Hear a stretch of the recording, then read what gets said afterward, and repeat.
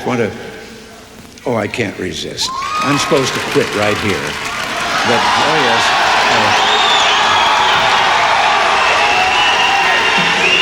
But in view of the fast things that I just said, I don't know whether you know it or not, but I have a new hobby. I am collecting stories that I can actually prove are told among the Russian people. They make them up themselves, they tell them between themselves, reveals they got a great sense of humor, and they've also got a little cynical attitude about things in their country. And one of these stories, the one I'm going to tell you, I told to General Secretary Gorbachev, and he laughed. The story was an American and a Russian arguing about their two countries, and the American said, look, in my country, I can walk into the Oval Office, I can pound the president's desk and say, Mr. President, I don't like the way you're running our country. And the Russian said, I can do that. The American said, you can? He says, yes. I can go into the Kremlin, to the General Secretary's office, pound his desk and say, Mr. General Secretary, I don't like the way President Reagan's running his country.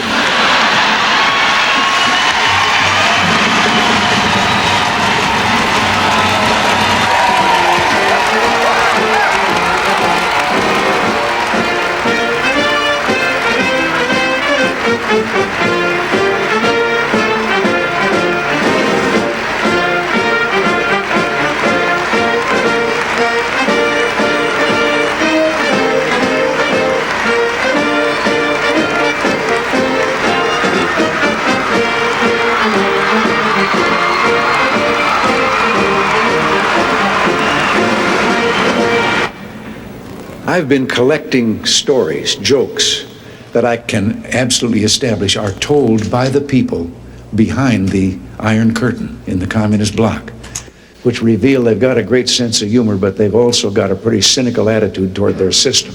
And this one has to do with the fact that in the Soviet Union, if you want to buy an automobile, there is a 10-year wait. And you go through quite a process when you're ready to buy, and then you put up the money in advance. So there was a young fellow there that had finally made it, and he was going through all the bureaus and agencies that he had to go through and signing all the papers, and finally got to that last agency where they put the stamp on it. And the man then that had made the final stamp of the paper, taking the money, said, all right, come back in 10 years and get delivery of your car. And he said, morning or afternoon? And the fella said, well, 10 years from now, what difference does it make? He said, the plumber's coming in the morning.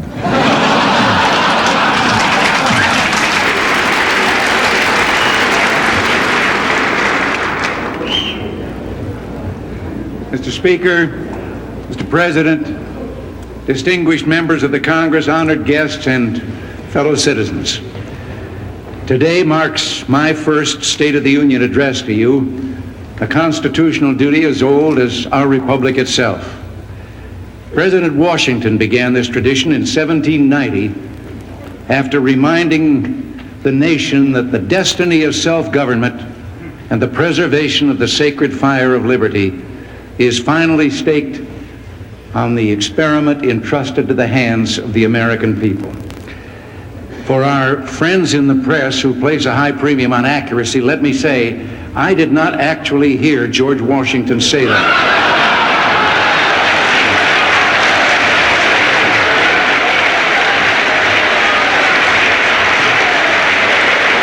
I will not make age an issue of this campaign. I am not going to exploit, for political purposes, my opponent's youth and inexperience.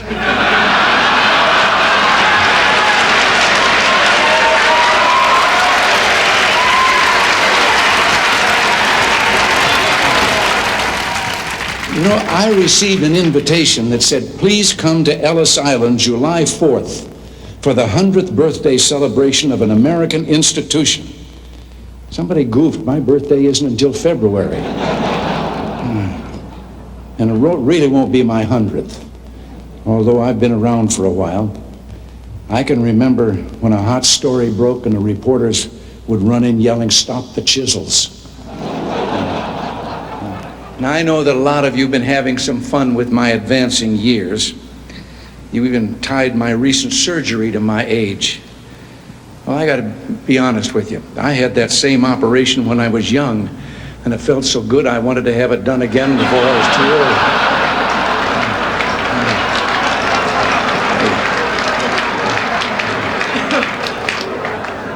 old. But I am aware of my age. When I go in for a physical now, they no longer ask me how old I am. They just carbon date me. Reminds me a little bit of a cub reporter. You knew that something would remind me of a story. A cub reporter whose first solo assignment was interviewing a fellow who was just going to have a birthday that made him the oldest person in town. And he got to the address. It was an older building out in the outskirts of the city, and an elderly gentleman ushered him in. He sat down, and the reporter determined he was the man, and he said he was there for the interview, and he led right to the matter about how old are you, and the man said 96. He said, to what do you attribute your longevity? And the fellow said, I don't smoke, drink, or run around with wild women.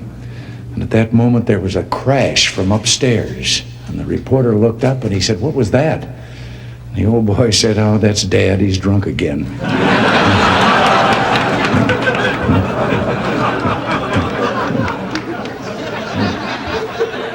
I can still remember my first Republican convention. Abraham Lincoln giving a speech that sent tingles down my spine. No, I have to confess I wasn't actually there. The truth is, way back then, I belonged to the other party.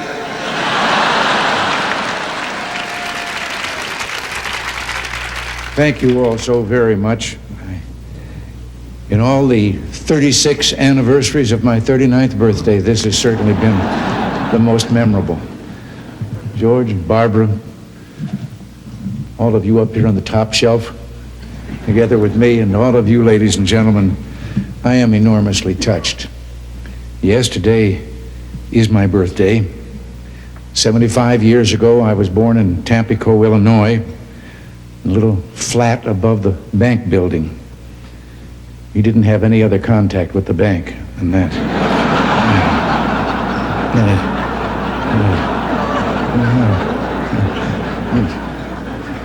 Now, here I am, sort of living above the store again.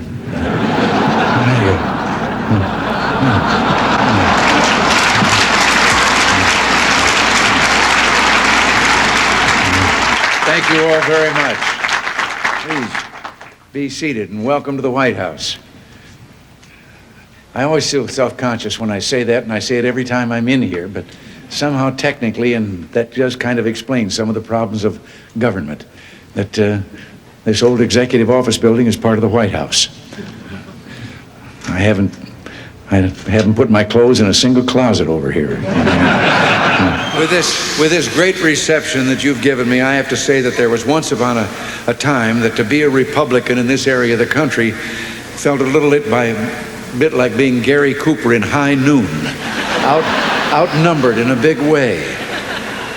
But I remember the story of a fellow who was running for office as a Republican, and he was in a rural area and it wasn't known to be Republican, and he stopped by a farm to do some campaigning. And when the farmer heard he was a Republican, his jaw dropped, and he said, wait right here till I go get Ma. She's never seen a Republican before. So he got her, and the candidate looked around for a podium from which to give his speech, and the only thing he could find was a pile of that stuff that Bess Truman took 35 years trying to get Harry to call fertilizer. So he got up on the mound, and when they came back, he gave his speech. And at the end of it, the farmer said, that's the first time I ever heard a Republican speech. And the candidate said, that's the first time I've ever given a Republican speech from a Democratic platform.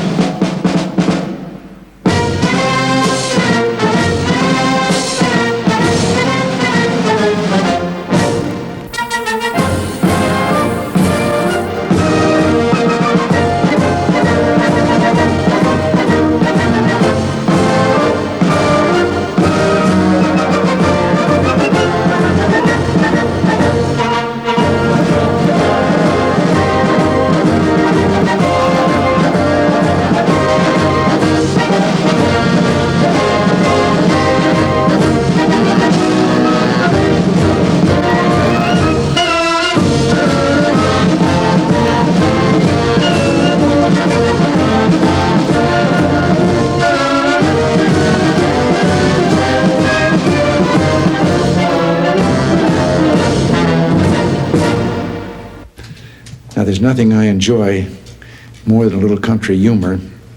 One of the great things about having you here is that I get to tell a farm joke.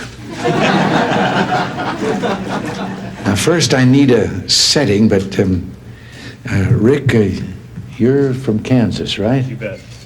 Okay, this takes place in Kansas.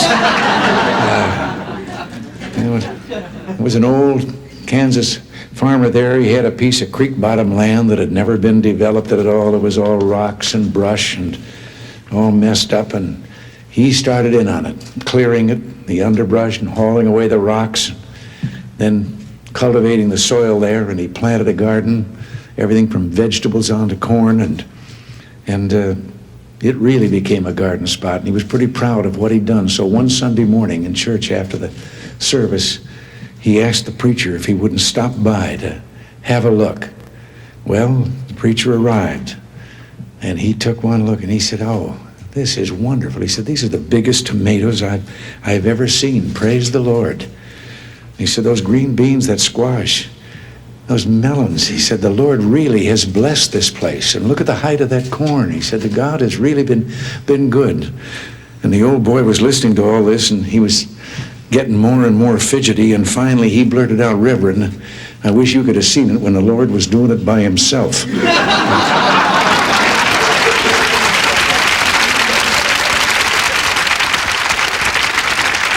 I do understand something about farmers' problems. I remember some years ago when Ezra Taft Benson was the Secretary of Agriculture, and he was out in a time of hardship, meeting with some farmers and hearing some of their problems. In one particular place, there was one man that was really giving him a bad time.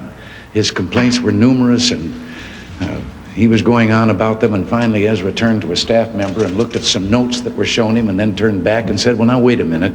You didn't have things all too bad here. Last year you had 29 inches of rain." And the man said, "Yes, I remember the night it happened." But this is the story of a realtor who was out driving on a back road on his way to look at some property, and suddenly noticed down beside him was a chicken keeping pace with him, and he was doing 60 miles an hour. And suddenly the chicken spurted out ahead of him, and it looked to him as if the chicken had 3 legs. And then it turned and went down a sign road and into a barnyard, and the driver turned down that lane, drove into the barnyard. There was a farmer there, and he asked him, he said, "Did you see a chicken go by here?" And the farmer said, "Yep." He says, "Did it have 3 legs?" And the farmer says, "Yep. I raise them that way. I breed them." He says, "You do?" He said, how come?" "Well," he said, "I just love the drumstick, and Ma always liked the drumstick, and now Junior's come along, and he likes it, and we just got tired of fighting over it, so I've been breeding 3-legged chickens." And the driver said, "Well, how do they taste?" He says, "I don't know. I haven't been able to catch one yet." I feel a little bit here like the man who was the farmer that was driving his horse and wagon to town for a load of grain and had a head-on collision with an automobile. He was lying there seriously injured. Even some of them were permanent disabilities. And later followed the usual legal procedures with the insurance company and all, and he was on the stand, and a lawyer said to him, "While you were lying there at the scene of the accident, didn't someone come up to you and ask you how you were feeling, and didn't you answer that you never felt better in your life?" Well, he said, yes, I guess I remember that happening. Well, later on redirect, another lawyer was asking the question, and he said, "What were the circumstances when you gave that answer as to how you felt?" Well, he said, "I was lying there," and he said, "a car came up and a deputy sheriff got out. He said, my horse was neighing with pain and kicking. He had 2 broken legs. The deputy sheriff put the gun in his ear and put the horse out of his misery. He said, my dog had a broken back and was whining with pain, and he went over, did the same thing, put there and shot him. And then he came over to me and said, now, how are you feeling?" It seems that 25 of San Francisco's top bootleggers, this is a little story to illustrate what I've just said about candor. They were arrested back there in those days of the Volstead Act. And as they were being arraigned, the judge asked the usual question, of course, about their occupation. And the first 24 were all engaged in the same professional activity. Each claimed he was a realtor. And then he got to the last one, the 25th, and says, "And what are you?" He asked the last prisoner, and the fellow says, "Your Honor, I'm a bootlegger." And the judge was surprised, but he laughed, and he said, "Well, how's business?" He said, "It'd be a lot better if there weren't so many realtors around." It reminds me a little bit of a story, and I hope I haven't told you this story before.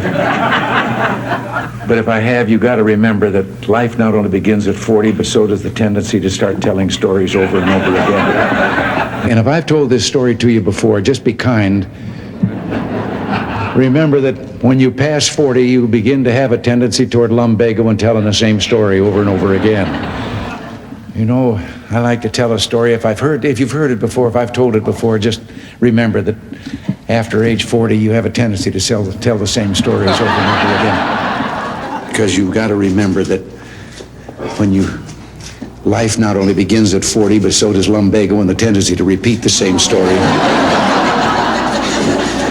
But this is a story about, it was an automobile accident. There was a man stretched out there, and a woman was bending over him, trying to give some aid, and the crowd had begun to gather, and a man elbowed his way through the crowd, shoved the lady aside, and said, "Let me at him. I've had first aid training." And she meekly stepped back, and he went to work with all the things that he'd learned. And then at one point, she tapped him on the shoulder and said, "When you come to that part about calling the doctor, I'm right here." It's about a businessman who, just down at the entrance of his building, there was an elderly lady selling pretzels. And every day he'd go by and he'd put a quarter down and never take a pretzel. Go on in. He was being very charitable. And this went on for some time. And he came along one day, put down his quarter, and she took him by the arm. And he looked at her and he said, "Oh, you probably want to know why for this full year I've been leaving 25 cents on the plate and not taking a pretzel." And she said, "No, I just wanted to tell you that pretzels are 35 cents now. This fellow was so successful that he was opening a branch office, and he decided to order a floral decoration for the occasion. When he got to the opening, he was shocked to see that the inscription on the floral flowers read, "Rest in peace." And on his way home, he stopped at the flower shop to register a complaint. And the shop owner heard him out and then said, "Well, take it easy. Things aren't that bad. Just remember that someplace today there's somebody opening something up, and it says, 'Good luck in your new location.'" Some of these cynical professional pessimists remind me of the story of a young performer who was auditioning for a hard-bitten theatrical agent. He wanted to get into vaudeville. And the agent, sitting out there in the theater all by himself with his cigar, said to the kid, "Okay, kid, let's see what you can do." Well, the young fellow walked up on the stage and then suddenly just took off. And he flew up and over the balcony, circled a couple of times, flew around the ceiling, came back to a perfect landing on the stage and took a bow. And the agent took the cigar out of his mouth and said, "Okay, kid, what else do you do beside bird imitations?" Down in Texas during the 1976 primary, they had me out knocking on doors. And I remember one kind of rural area. I'd been governor of California, but I wasn't all that well known in Texas. And I knocked on the door, and an old fellow in his undershirt and jeans came to the door, and I told him I was running for president. And having been in the occupation I'd been in for a number of years, I was kind of surprised when he asked me what I'd done for a living. And I told him I'd been an actor, and then he asked me what my name was. And I thought, well, maybe if I give him a hint. And so I said, well, my initials were RR. And with that, his face lit up, and he turned and he ran back into the house, and he was yelling, "Ma, Ma, come on out here quick.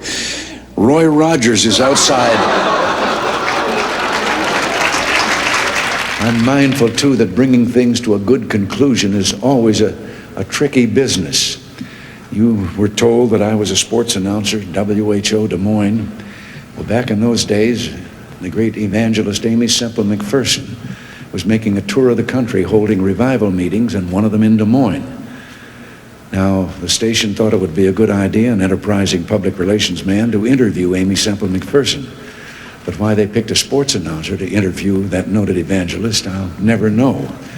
But there we stood in the studio, and I asked her several what I thought were appropriate questions, and then she answered graciously, but then went into a very fervent plea about the success of her meeting.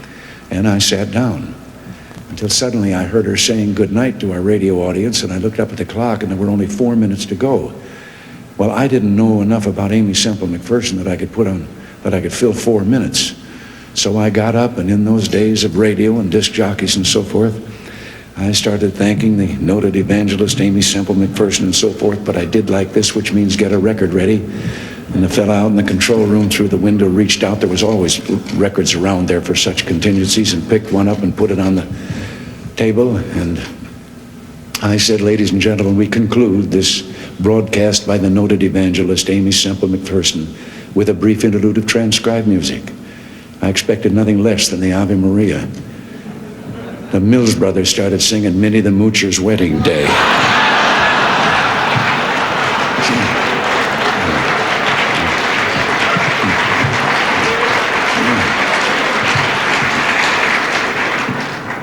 She never did say goodbye. She just slammed the studio door as she went out.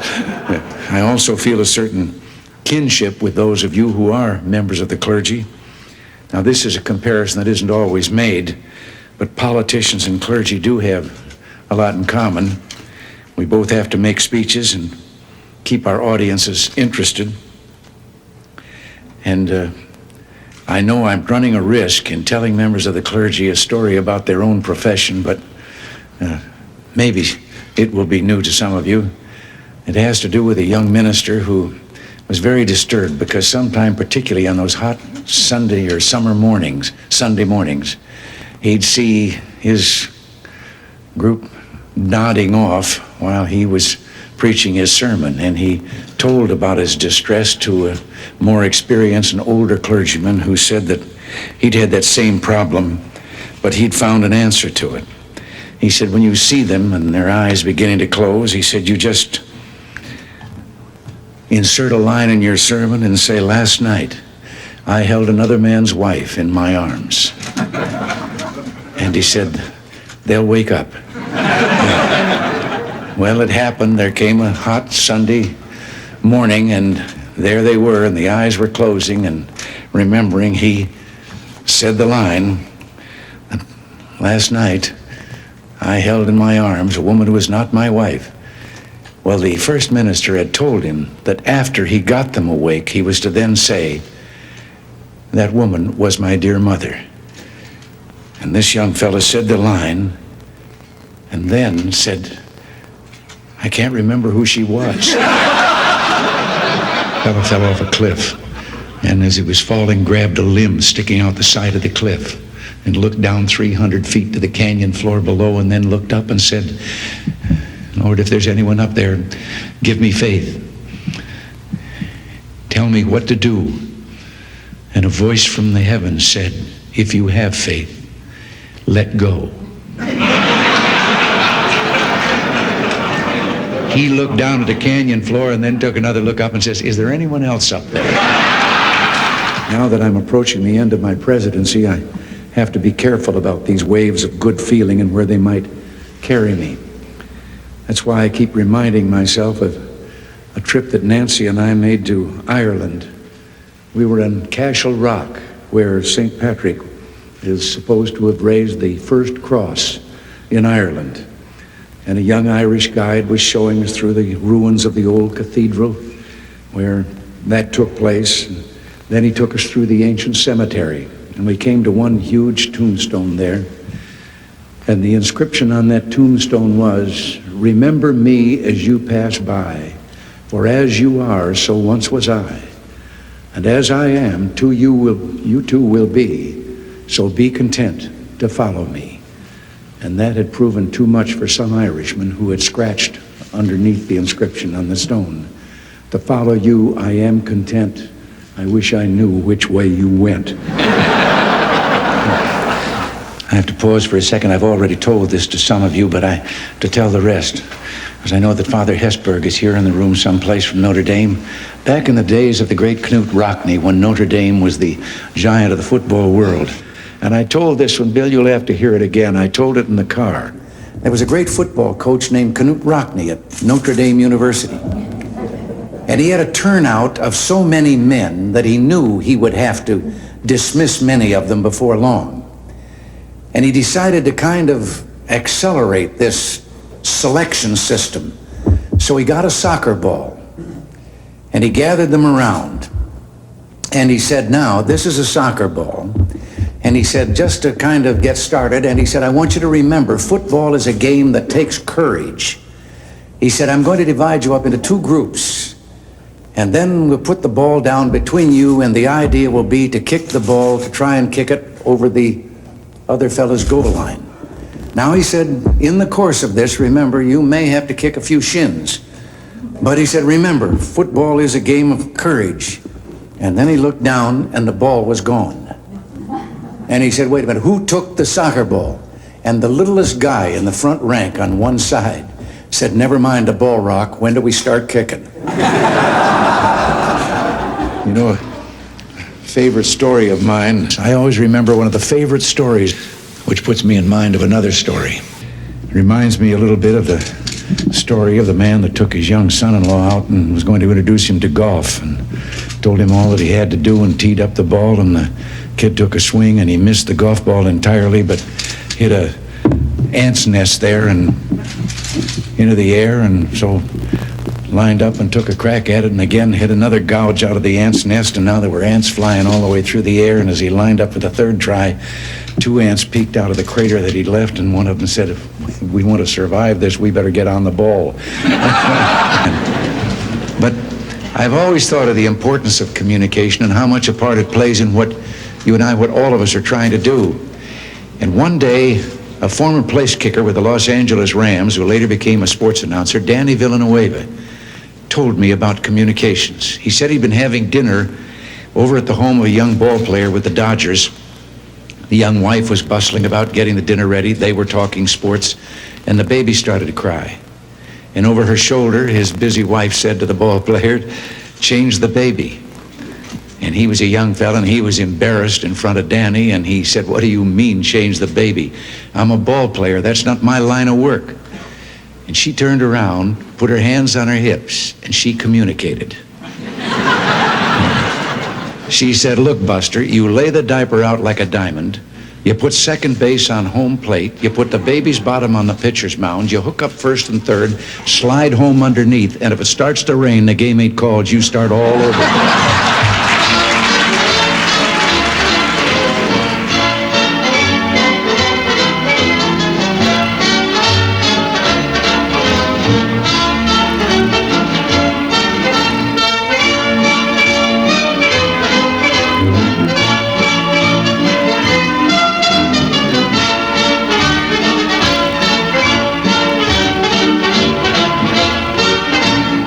You know, less than one family out of 7 in the Soviet Union owns an automobile. Most of the automobiles are driven by the bureaucrats. The government furnishes them and drivers and so forth. So an order went out one day to the police that anyone caught speeding, anyone, no matter who, gets a ticket. Well, Gorbachev came out of his country home, his dacha. He was late getting to the Kremlin. There was his limousine and driver waiting. He told the driver to get in the back seat, he'd drive, and down the road he went. They passed 2 motorcycle cops. One took out after him. And pretty soon he's back with his buddy, and his buddy says, well, did you give him a ticket? And he said, no. Well, he said, why not? Oh, he said, too important. Well, he said, we're told to give anybody a ticket, no matter who it is. Oh, he said, no, this one was I could. Well, he said, who was it? He said, I couldn't recognize him. But his driver was Gorbachev. One of the more recent ones that I heard was about the man walking along the street at night, Moscow. Soviet soldier called to him to halt. He started to run. The soldier shot him. And another man said, why did you do that? Well, he said, curfew. Well, he said, it isn't curfew yet. He said, I know. He's a friend of mine. I know where he lives. He couldn't have made it. I heard one about a fellow who went to the KGB to report that he lost his parrot. The KGB asked him why he was bothering them. Why didn't he just report it to the local police? Well, he answered, I just want you to know that I don't agree with a thing my parrot has to say. Which makes me think of a story. Everything makes me think of a story. About 3 dogs, an American dog and a Polish dog and a Russian dog. They were all having a visit, and the American dog was telling them about how things were in this country. He said, you know, you bark and you bark long enough, and then somebody comes along and gives you some meat. And the Polish dog said, what's meat? The Russian dog says, what's bark?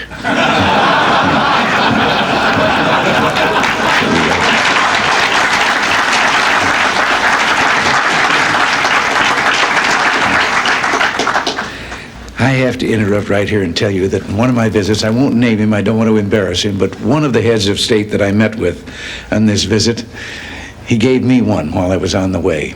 Told me the story about the 2 fellows in the Soviet Union that were walking down the street, and the one of them says, have we really achieved full communism? Is this it? Is this now full communism? And the other one said, oh, hell no, things are going to get a lot worse. Nancy, would you like to join me up here please?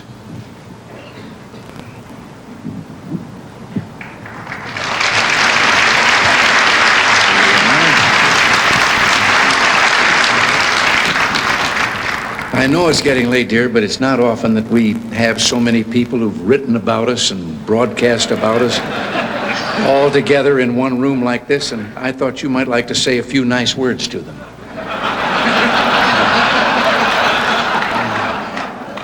They're all from the press and radio and television. Maybe just a friendly little greeting would do.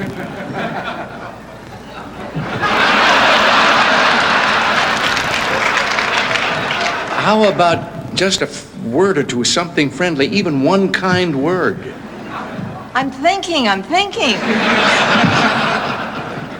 Seriously, my friends, as always, we've had our share of laughs tonight at one another's expense, which is as it should be in a city where the issues are important and the passions run so deep. Maybe the fun and good nature of evenings like this is a good place to start. So thank you for your hospitality, and thank you for inviting us. Thank you. All right.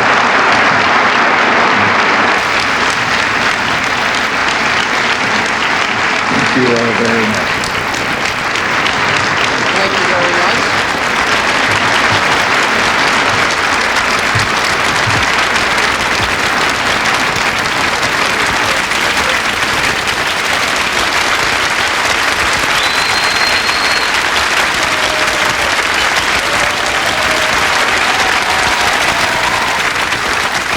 There aren't any words that can properly tell you how bittersweet these days are, and the things that we would like to say to all of you. You know, I keep remembering back, and not too far, when someplace along the line there would always be a picture of a president standing in the Oval Office, looking out the window, usually the picture from behind, and he's standing there, and then his words are quoted as a tag for that picture about, this is the loneliest place, and what a lonely, and so forth. I don't know about them. I haven't been lonely 1 minute.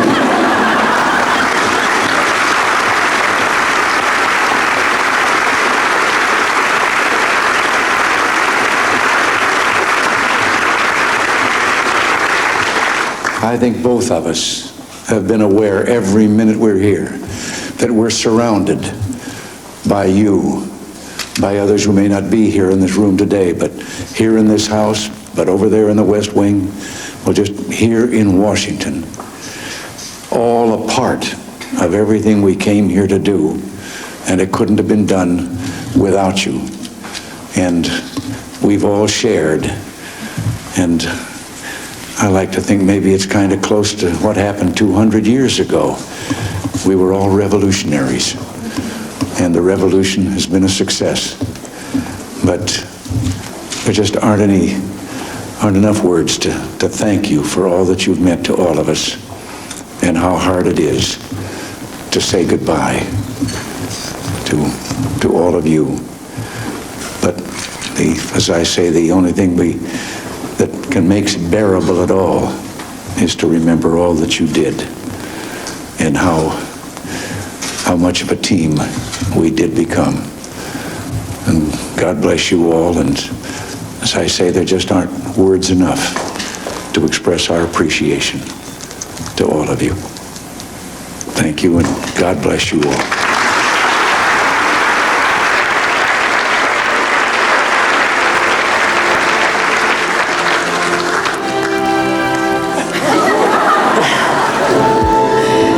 Ellen said I should say something, but I'll never get through it. See?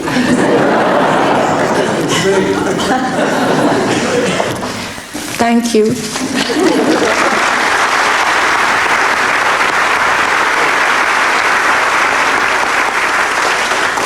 I think the band was going to play something. And if we're